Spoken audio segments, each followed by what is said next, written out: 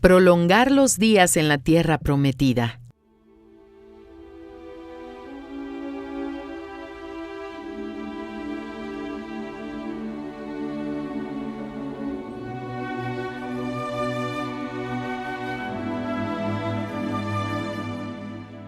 Andad en todo el camino que el Señor vuestro Dios os ha mandado, para que viváis y os vaya bien, y tengáis largos días en la tierra que habéis de poseer.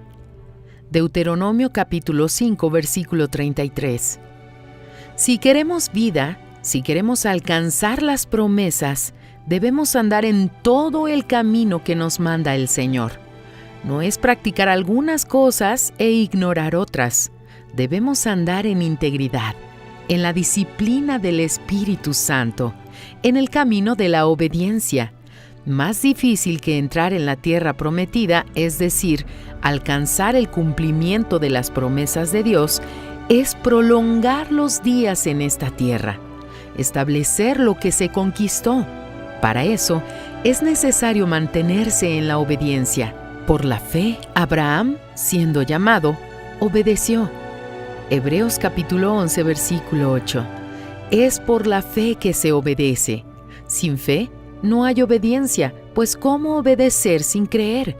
¿Cómo obedecer sin la plena convicción del resultado de la obediencia? ¿O sin la plena certeza de la autoridad de aquel a quien se debe obediencia? Por eso, la necesidad de mantener la fe en constante actividad. Por eso, la necesidad de luchar diariamente contra las dudas y eliminar las palabras negativas de su vocabulario.